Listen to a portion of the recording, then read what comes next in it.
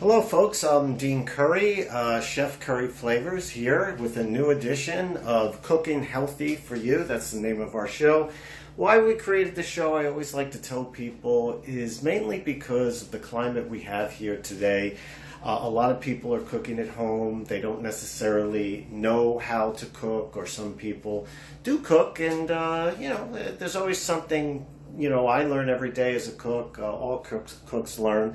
So it isn't just for the beginner, but I try to make the videos geared towards very, very simple directions. I try to use some canned goods, things that people stock up on, rather than everything just being fresh, because not everyone is a culinary chef, went to culinary school, and they can, more or less, be able to make every single thing, possible chef, like very experienced chefs do.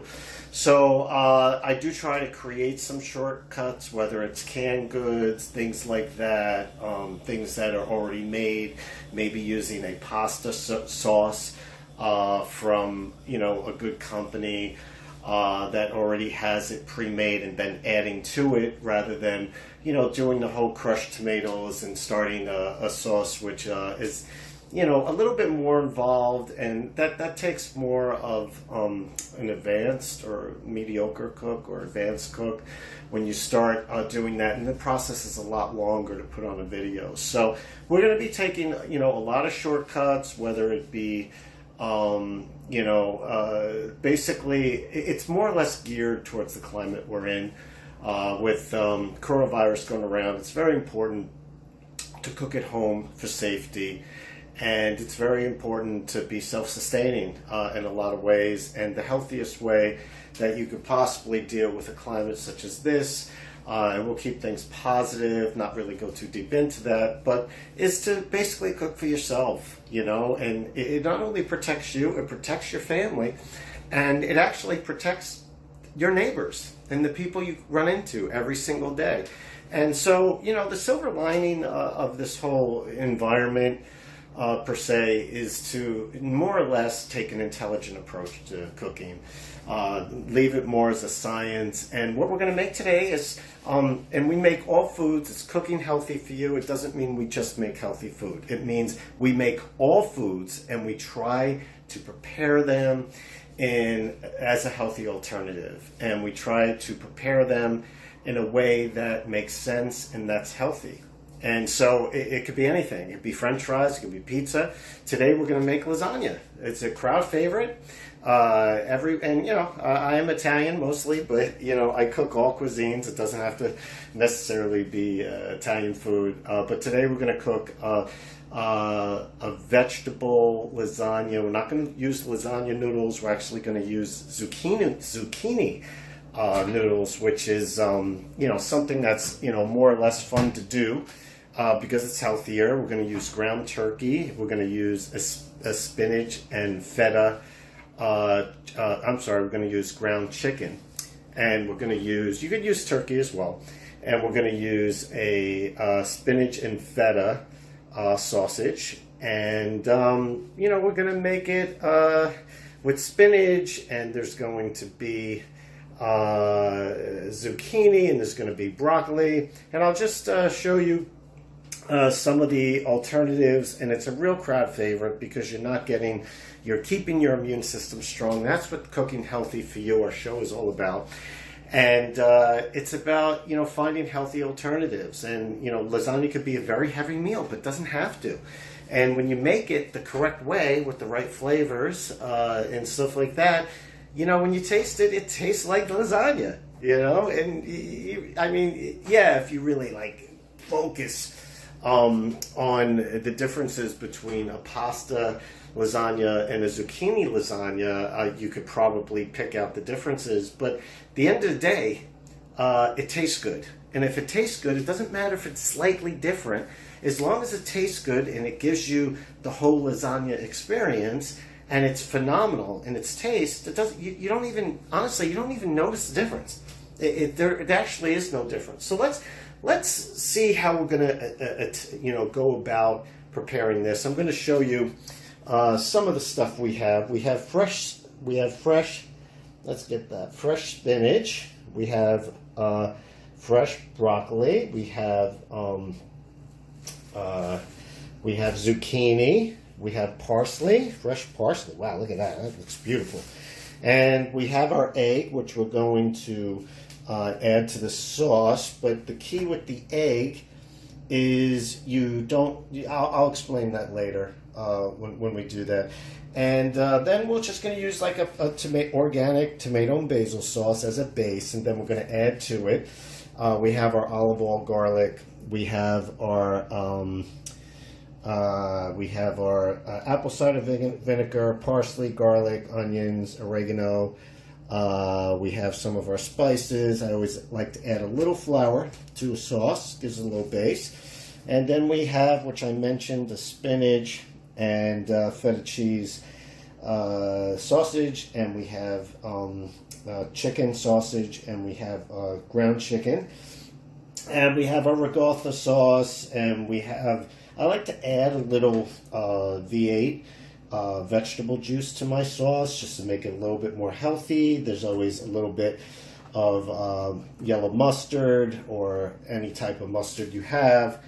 And for the pan, you know, I basically like to always put down a little shortening into the pan because you don't want it to stick. And that's pretty much it. So we're going to basically we're not going to show every single step that we do, but I'm going to actually explain every step. So tune in and we'll be back in a little bit.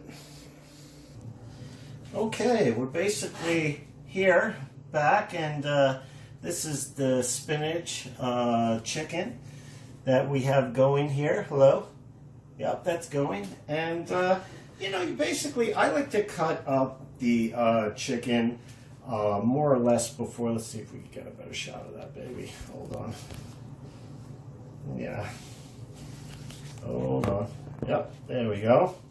And, you know, we could put this on. I like to put it on about medium, a little more than medium heat.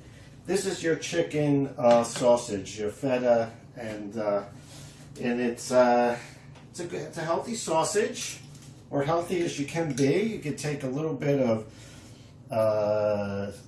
garlic. Now, it obviously would be better to have fresh garlic, but not everyone has the time for that. And since we're dealing with stock foods, we're going to be dealing with a lot of stuff canned and bottled and stuff like that. I always like to give a little zest to my sausage. So I sprinkle a little bit of apple cider vinegar. Gives it a nice little taste, you know, and then we're moving. Then we could grab some parsley. Let's just move this over here. And we could grab some little parsley, put that baby on there, you know, get that parsley in there, good flavor. And more or less, you're just taking a little oregano leaves. I mean, if you have fresh oregano, that's fine, but we're dealing with a climate where you can't get everything fresh. So it's better having a little plastic bottle. This is some garlic salt. It's a little saltier than garlic. It's got the salt taste. I'd rather use that than actual salt because sausage is already kind of salty. And then you have a little onion powder. Would it be better to have fresh onions? Again, this is just more of a climate thing and keeping things simple for people where they're not overwhelmed with the slicing and the cooking because a lot of people are beginners starting to cook. And here's some powdered. You don't really need much of that oregano. And that's pretty much it. You might want to invest in a screen, you know, where you have a screen on top so it doesn't, you know, splatter all over the place. And that's basically it. We'll let that cook for a while. We'll come back.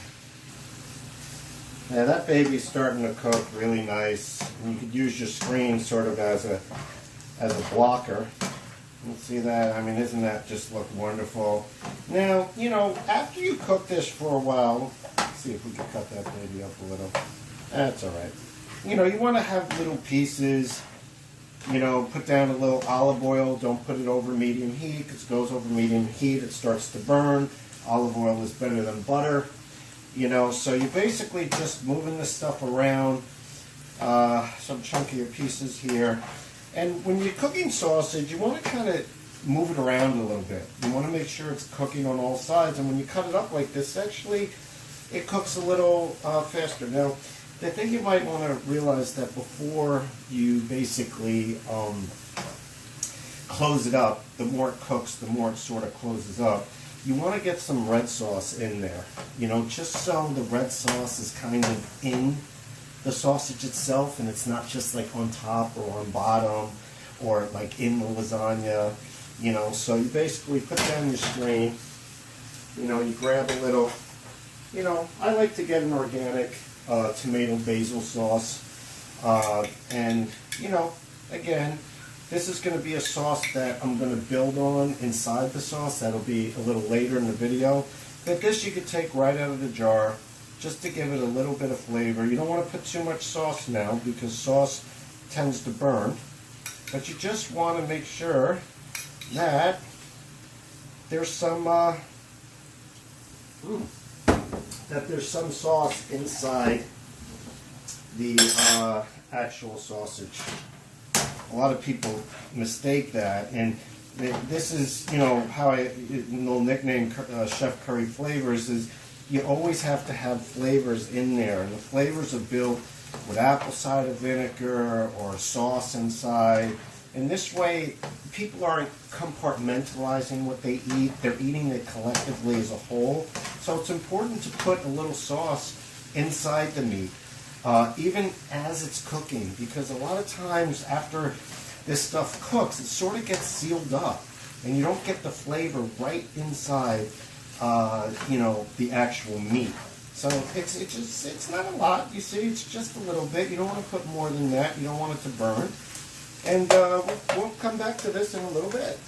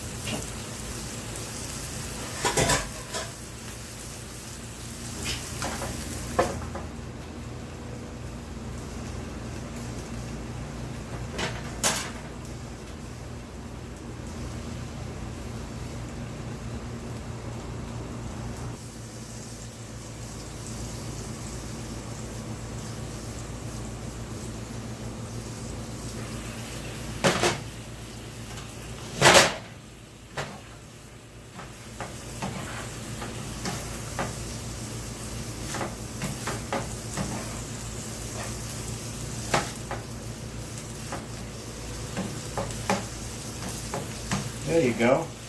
Doesn't that look beautiful? It's kind of coming along. Very nice.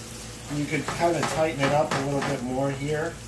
Bring it in from all angles. There you go. And just put your top back on. There you go.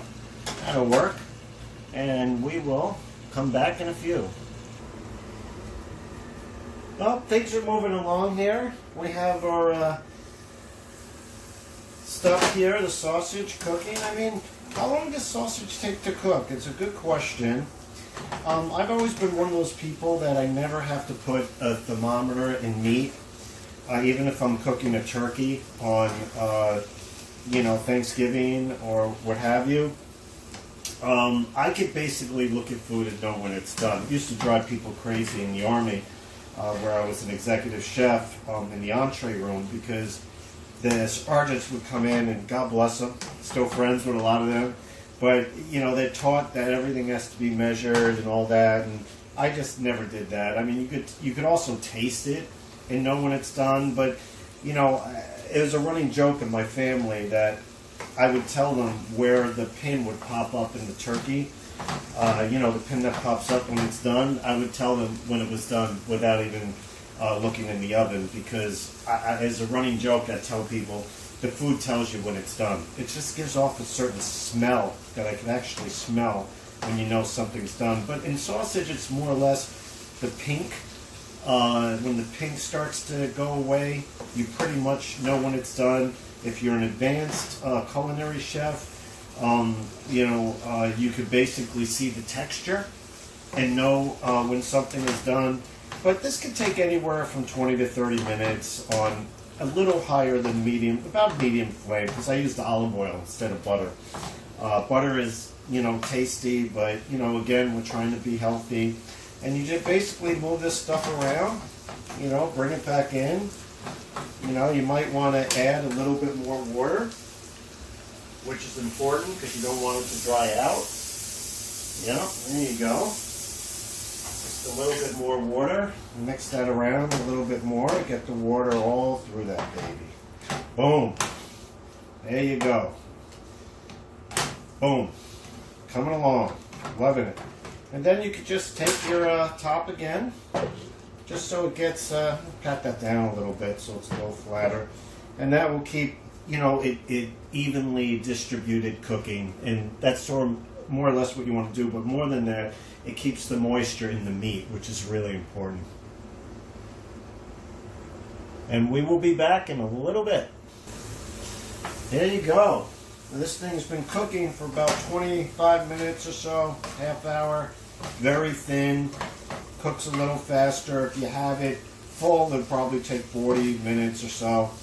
And look at that, it's just coming out great. I mean, you could see the color. You could see, if you look closely, you could actually see it taking on texture. And the pinkness is gone. Now it's more of a gray. And honestly, I could just smell it. And that's how I know it's done. I just tasted some. It's absolutely delicious, extremely moist. And you got to, we're going to lower this down. I'm going to come back to it. You have to keep your eye on meat and taste it throughout, because the whole idea with meat is not drying it out. That's the one thing that I notice when, you know, I cook, or even when I go to a restaurant. So this is pretty much done. It's a little slightly short of perfectly cooked, because it's going to go in the sauce later and it'll cook a little more. So you don't want it to be fully 100% you know, cooked. So it's actually cooked enough to eat right now, but you could make it a little bit more well, which will happen when it goes in the sauce. Absolutely perfect.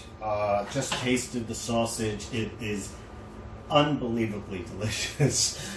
And that's the key, you know, having the top on keeps that moisture in, but you got to check it, you got to constantly move it so it's hitting all sides. And actually, when you keep the sausage moving like that and keep it covered, it actually cooks, you know, a lot quicker. So that's one way to speed up the process, but this is perfectly done. And we're going to put it off to the side and then now sort of work on our sauce.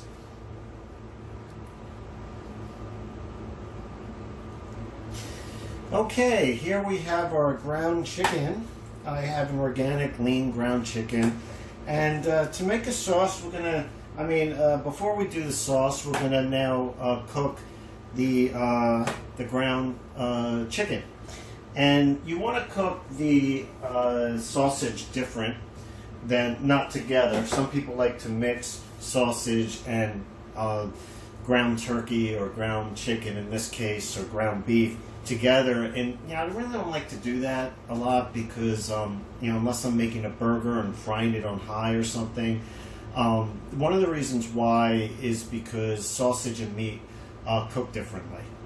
So I like to chop up the sausage, which is right here, and cut them into small pieces, and then do the ground chicken separately and get that into small pieces. And basically, more or less, how do I make this? Well, basically I'll put a little apple cider vinegar, which is always good because apples are good fiber, and you always want to have a little olive oil in there. So you take a little olive oil. Notice I don't measure anything. You know, it used to drive people crazy in the Army because you have to have all these cups out, you see? And the cups, I'll just bend down so you can see me. I got my glasses on. And you more or less have all these little cups like all over the place. And basically, you know, you have to have them all measured out. And I used to get in trouble a lot in the Army because, you know, I never measured. And I'm like, you know, I'm Italian. I'm Italian. I don't need to measure. I can see what a tablespoon, a spoon. So, you know, a lot of times I'm not giving you actual measurements. I'm trying to kind of teach you how to cook off the cuff. It's more of a experience thing to do, but you're better off because sometimes, especially beginners, sometimes when you make things too complicated with measurements and all these things, it just makes people not want to do it. It's like having a workout with too many things involved.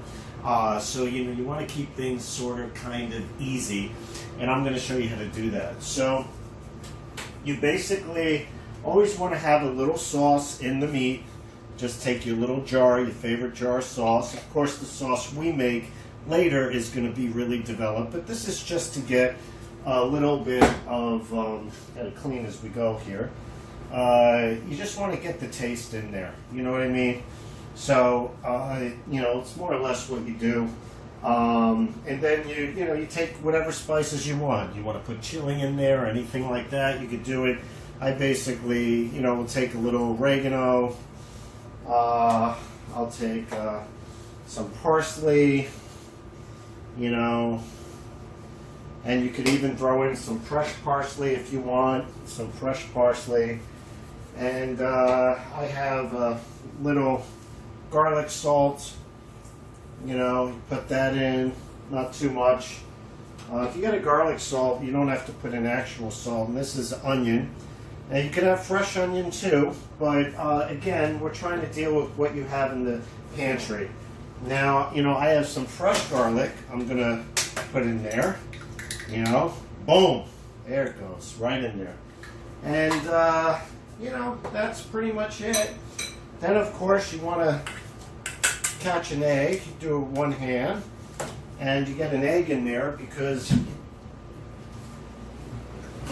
more or less an egg has fantastic flavor in it. And then you just kind of mix it through, you know, mix it through. You don't have to over mix it, but that pretty much has in there what it needs. And, you know, there you go. I actually like to add a little water from my sink. I like to put a little water in there. It keeps it moist, you know, and that's very, very important to keep it moist. And just going to rinse my hands off here.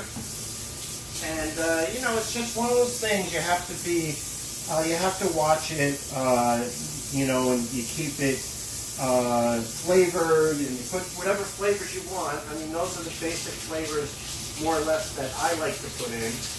And we'll move over here, and then we'll basically, you know, you take your pan, whatever it may be, here it is, and you put in your mixture, that over there, and you basically flatten it out, you know, because you want it to cook pretty evenly. And you can take your pot again and boom, there you go, it's on. And I like to put it at medium heat. I'm a big slower cooker guy because, you know, I just like to cook that way, because when you cook on a high temperature, it tends to dry the food out. And a lot of people don't know that. Even fish, if you cook fish, it's better to be cooked on a low temperature. A lot of people make eggs, and when they make eggs, they put it on a high temperature and they dry the eggs out and they're not fluffy. So it's very important, and a lot of people get this wrong. Experienced chefs get this wrong. You have to cook on lower temperatures because that's how you keep the moisture in, and that's how you keep the food from drying out. Okay, we're going to come back in a few. Now, this is cooking. You see it, and what you want to do is you want to keep chopping, keep moving, and you basically use the lid as your blocker so you can pick up the meat. And you want to have small pieces, right? You want it sort of to get all in there. And you want to just make it flip, you know, keep it from drying out. You have the water in there, the juices, you know, that's one of the keys. Even with a meatloaf, you have to add water. And you just kind of move this around like this, cover it back up, keep it moving, keeps it from drying out, put it on top, and we'll be back. And it's coming along. You see it moving it around. You see all the pinkness going away. You can really just tell by the smell.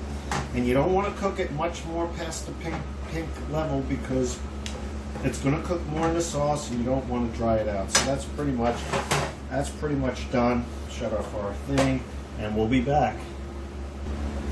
So we basically have our beautiful, and you see how nice that looks, moist, just off the color pink, sort of gray, but it's just so moist because the water you put in, the fact that you cover it, the fact that you slow cook it, and it will cook more in the sauce. And a lot of people overcook it. That's the key to cooking, is not overcooking, and cooking things on low flames and keeping them covered keeps them moist.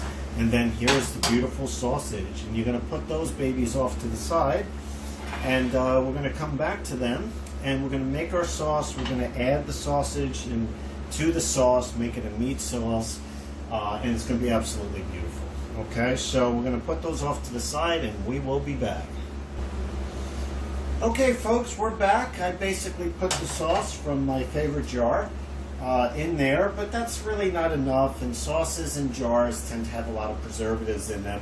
But again, we're going with what we have stocked, because a lot of stores are running out of food, so we're more or less dealing with stuff people have stocked, and that's why I'm cooking this way. Otherwise, I do everything from scratch. We crush tomatoes and tomato paste and all like that. We're trying to keep things easy, and we're trying to get people cooking at home so they can be safe and have strong immune systems.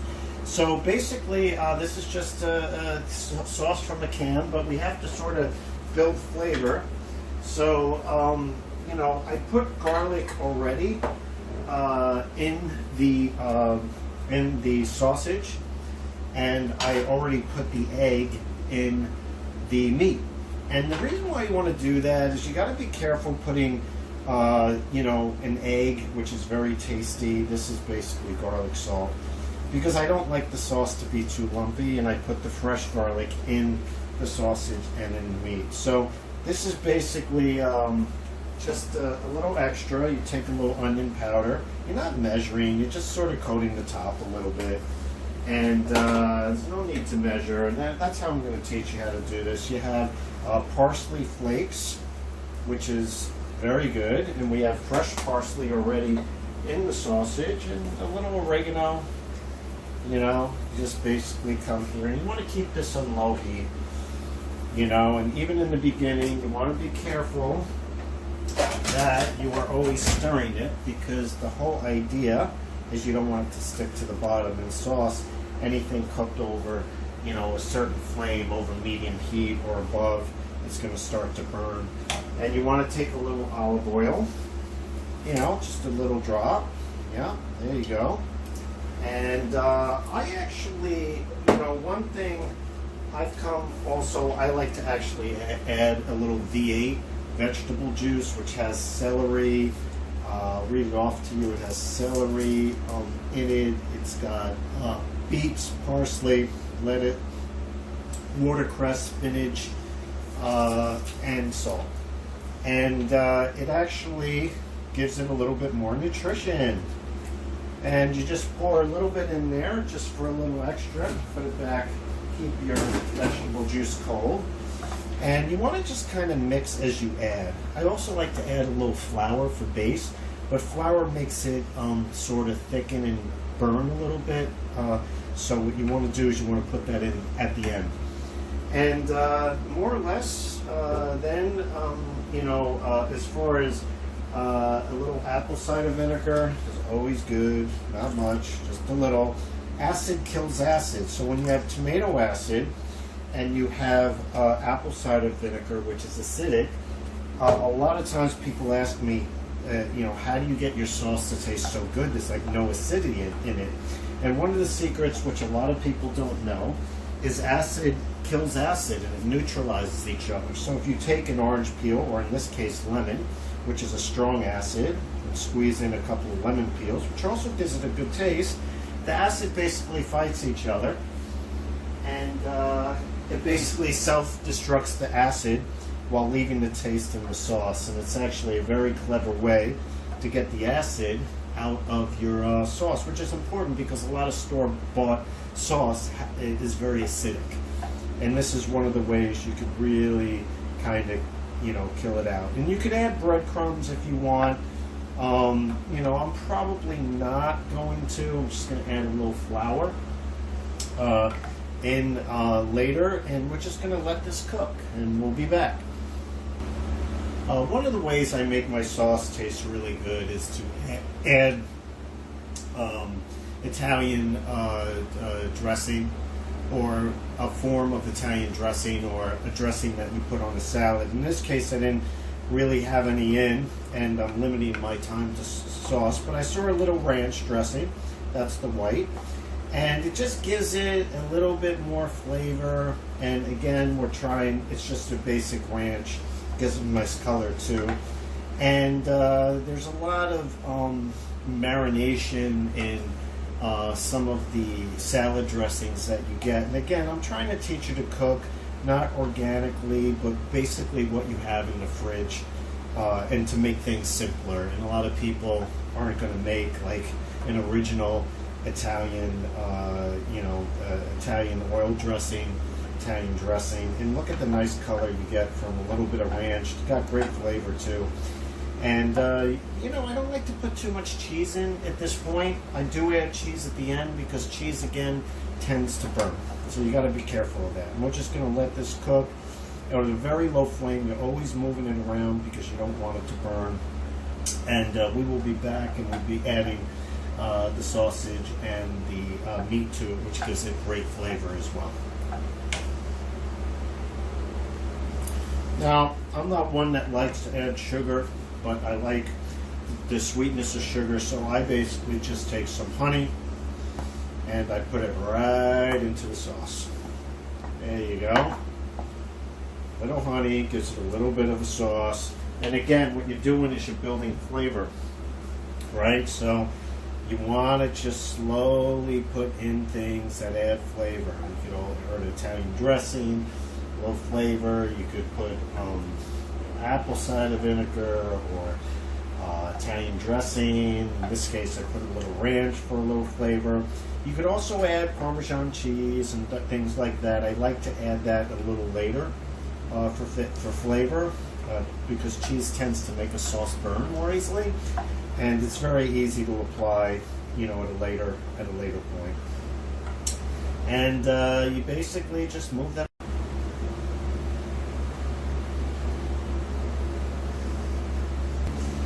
Well, we're moving right along, and the sauce has been cooking for about 15 minutes, always 15 to 20 minutes, always letting the herbs sort of marinate in there before you add anything else.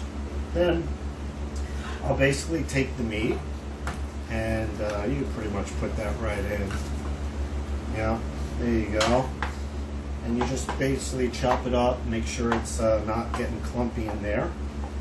Yeah, look at that. Wow, look at that. Oh, isn't that beautiful? Boom, boom, pow. This is looking great. Yep, and just kind of fold it through. Let that sort of sink in for a second before you add the meat, the sausage rather. And that's the chicken, ground chicken.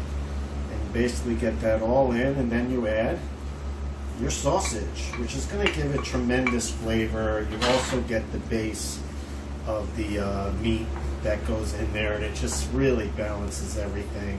And you just sort of fold it through, fold it through, fold it through. Look at that coming out, just beautiful. Look at that. That's going to make a great meat sauce. How could you argue with that? And I like to actually put my meat in the sauce and then put it into the actual lasagna, and you could just use like a spatula that has slices in it, like a strain if you want to put more meat in. It's just better to do it that way. This way it's all getting cooked collectively, and we'll be back.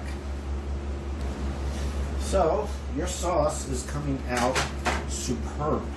I mean, when you get the meat in there and you get the juices from the meat, which almost work as a broth, it really balances out, and this just tastes absolutely delicious.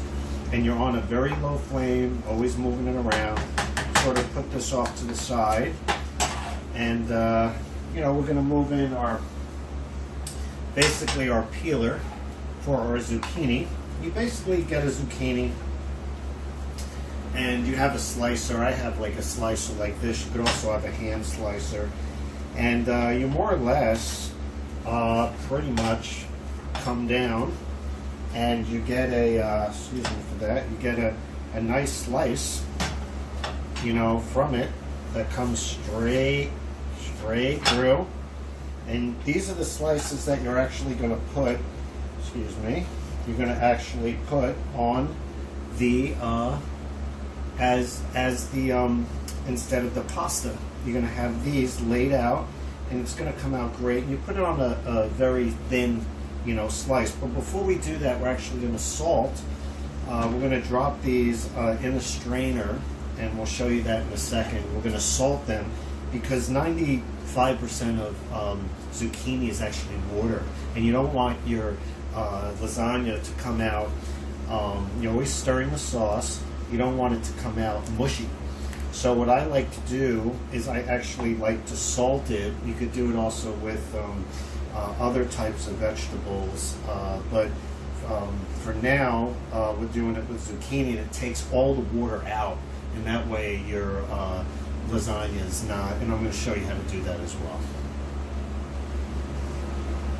Here is basically the zucchini slicers that basically come from your slicer, and you have to be really careful. There's a protective little sheet that you could use to put the zucchini in, but that's if you put it in the long way, the short way rather, and you need to do it the long way. So what you want to do is get a thicker glove than these I had on, and you want to basically move the slicer through like that with, you know, a thicker glove on, because you don't want to cut yourself on the blade. And you basically go, and when there's about that much left, you stop, so you're not in danger of the blade, and you hold it to the side like this. 1, 2, 3, 4, 5, and then you have these beautiful zucchini, slices. And then basically, where you want to go from there is you want to grab some salt, and you want to salt these. And so you get a strainer with a little pot underneath to catch the water, and you basically, you know, you put salt on. You're going to take the salt off eventually. You're going to wipe it off, and you want to make sure that you're getting salt everywhere on these babies.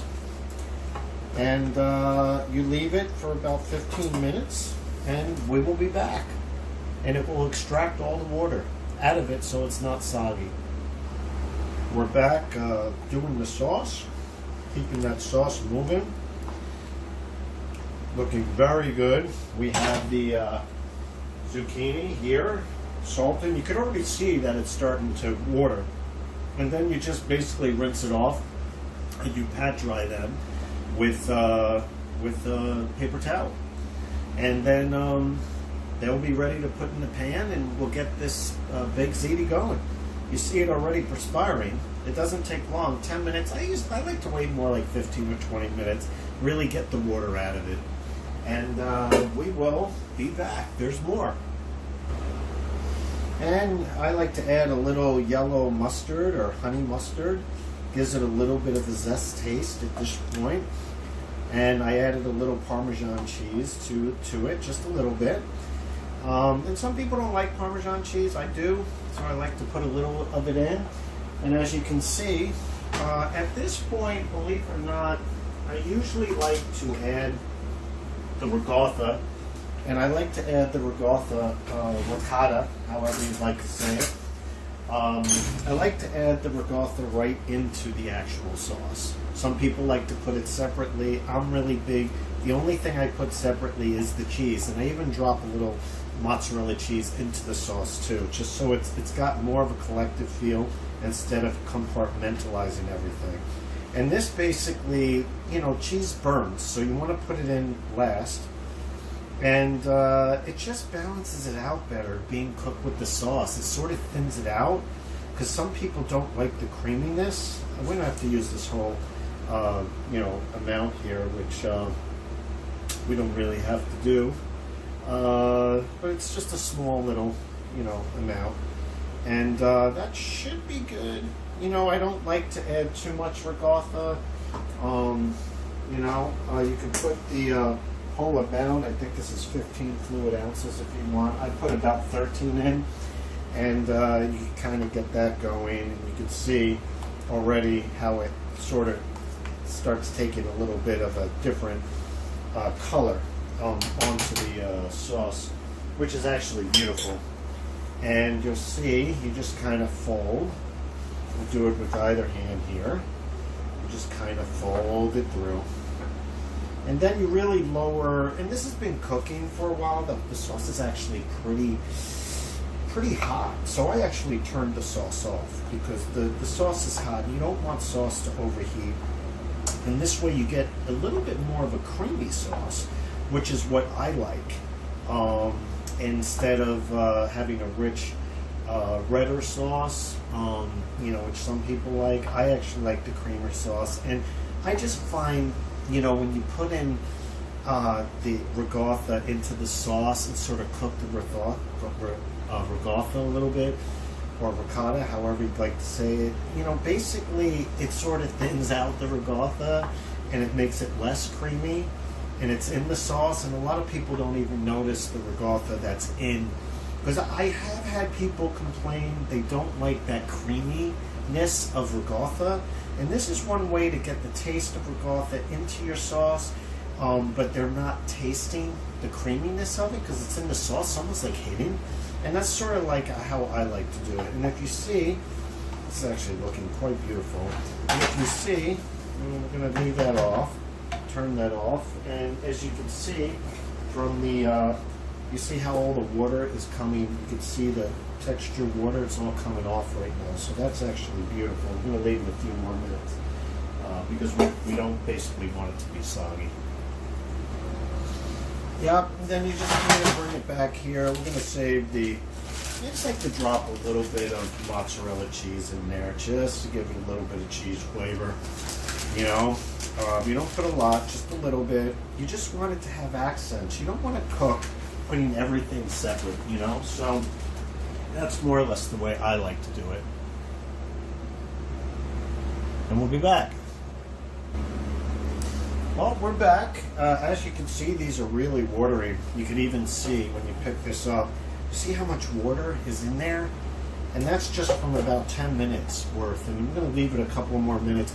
Then we're going to wash it off and pat dry them. So they are nice and dry. They don't get mushy. But it's amazing how much water comes out. And that's that. We'll be back. So the sauce is really looking fantastic. It tastes so good. Boom. Pow. And get a nice sauce going here. And I basically have the zucchini noodles. As you can see, they're dried out. The best way to do it is to get like a long pan or something big like Tupperware, and or even if you have a grater, like a grate that's elevated, and you could put paper towels on the grate, and then line up the zucchini on top and put paper towels on top, and then take those paper towels off, put more paper towels down, usually get 2 rounds out of it, and that way, you know, when you put the paper towels down, the zucchini on top, and then paper towels on top, you dry it and you keep it from actually being soggy.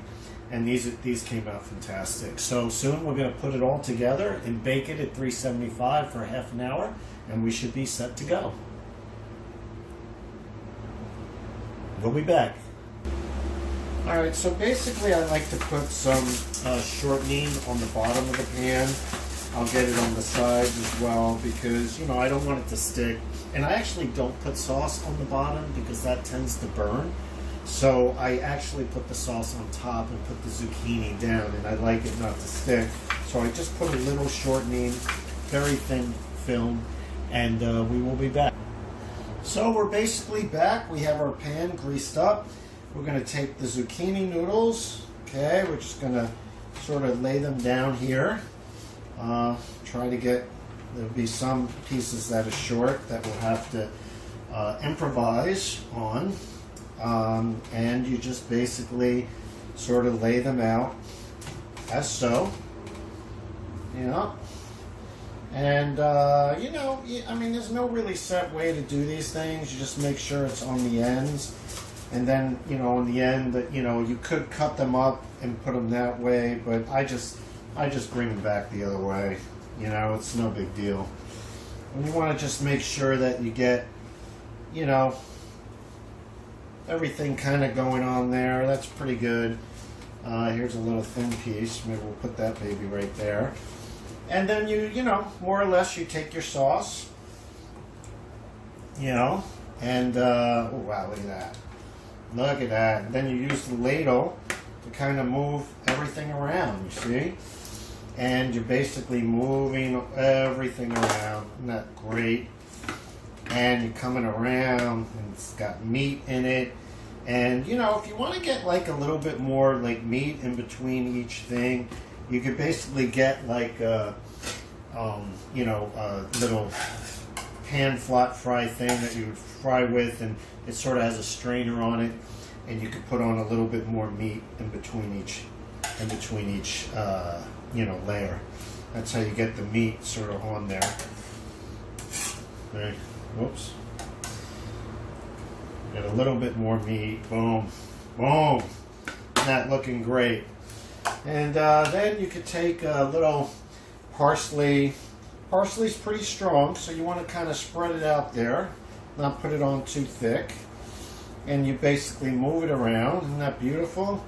And then you could take some, and I didn't pre-cook, you know, the broccoli, but it's very thin, so it'll cook through. And you basically want to get that broccoli in there. It's very good for you, broccoli. Yeah, there you go. And then you're basically getting your spinach. Yeah, look at that spinach. Good for you. Look at that spinach. Yeah. And, you know, sometimes what you want to do is take the ladle, put a little bit more sauce, you know, around, and then just kind of dip the ladle in just to get sauce on top. See? The ladle kind of has sauce on the bottom, and you just kind of do that. And then you basically take your, taking your cheese, you know, and you're putting your cheese all through. Yeah, there you go. Isn't that beautiful? Taking the cheese all the way through. It's going to be so good. Yeah. And then we'll be back. I'm not going to do each layer, but I'll show you basically what you do is you again take the layers of zucchini, and you start to layer them on one by one, and you start going through the same process again, and we will be back. And there we have it. Everything's on top. The final layer has the zucchini on top, a little sauce, a little cheese. You have all the layers of nutritious zucchini, spinach, you know, parsley, broccoli. I mean, this is a very healthy meal. You could have lasagna, and it's healthy, and it's not something that's stuffing and bad for you. You know, and you have spinach, and you have, you know, parsley, and you have all this wonderful zucchini. It's so nutritious. So it's going to go in the oven. I'm going to cover it right now. I'm going to put it in the oven, and we'll check on it in about a half an hour at 375. We will be back. Okay, well, we're back. It's a half an hour later. What I did is I cooked the lasagna on 375 for a half an hour, but the last 10 minutes I put it up to 425. It just more or less gives it more of a crisp. I basically like to let it sit with the oven open for a little while because it's bubbling, but we will have it out in 2 seconds. Well, we're back. What I like to do is keep the oven open until the lasagna basically settles. And it's sort of like you're bringing it back to room temperature slowly. So I always like to leave it open until it stops bubbling because the lasagna has to settle correctly. And here it comes. It's going to be absolutely beautiful. I mean, come on. Boom. Look at that. Is that not just beautiful? Wow. Leave the oven open so it airs out, shut the light off. And as you can see, cooking it at 425, basically gives it a little bit of a texture on top, a little bit more crunchy. But I mean, this is just absolutely beautiful. I mean, come on. Doesn't get any better than that. Absolutely beautiful. It's nutritious. Now here's the key. Just like you leave in the oven for about 5 minutes for the bubbling to stop, you don't want to cut into it right away because what happens is it's liquidy because it was hot and it was cooking. And what happens is once you leave it out on top, it starts to re-harden and re-solidify and absorb all the juices. And that way you could actually cut it, because if you try to cut it now, it's just going to basically, fall off. And it's not, you're not going to be able, be too liquidy. But put this up here. Hello there. And that's more or less how you cook zucchini lasagna. And you don't have to worry about it being heavy with all the, pasta that's inside. One moment. And you could basically have something that's lasagna, and it's going to taste like lasagna, trust me. And it's something that's healthy. You have the ground turkey, you have the ground sausage, chicken. I'm sorry, chicken. I keep saying turkey because sometimes I cook with turkey also. So this time it was ground chicken, and it was sausage chicken. Chicken sausage, zucchini, spinach, broccoli, all those wonderful spices I put in, apple cider vinegar, garlic, fresh parsley, fresh spinach, fresh broccoli, and we did use cheese, but we overused the cheese, and it came out absolutely perfect. So we're just going to sit tight for a little while, and we're going to cut ourselves a slice so you can see how it looks after about, say about 20 minutes or so. Okay, so we'll be back. Well, we're back. This has been sitting about 25 minutes.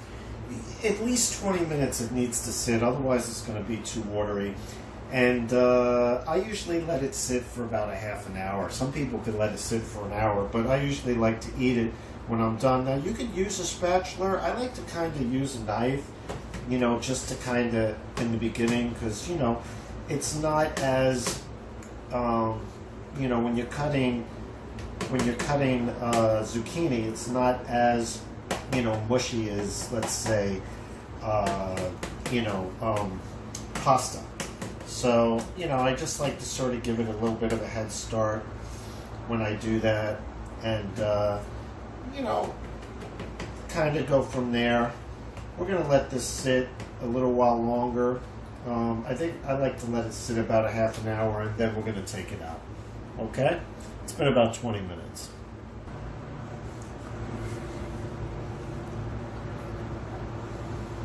Now that looks absolutely fantastic. I think I'm going to actually have some of this. Gotta have some of this.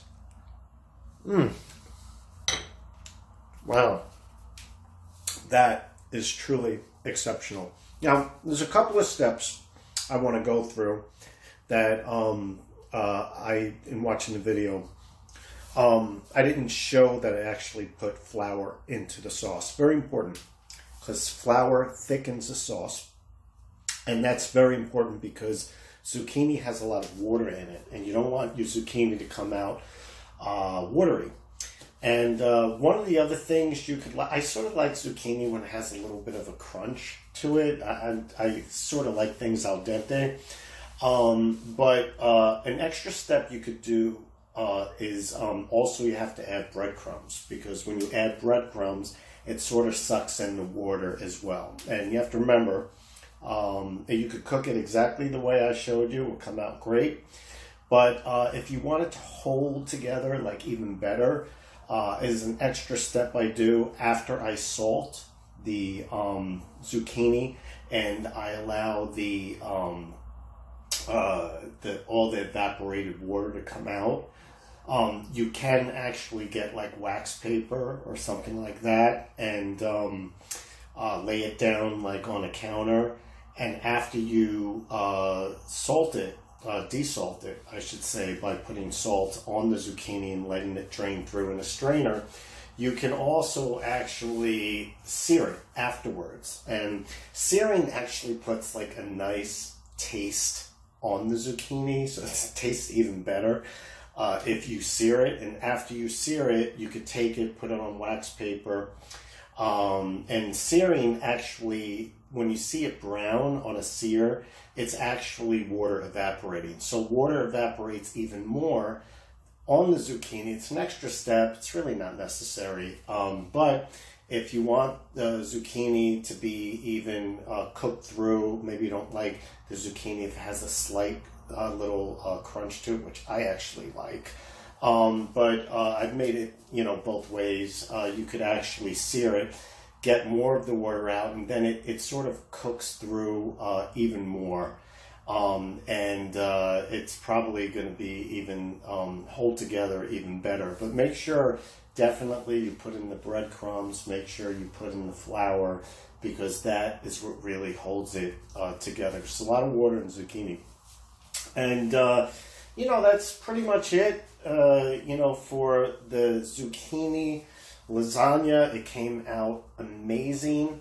And I want to thank you all for tuning in. It's a rather long video.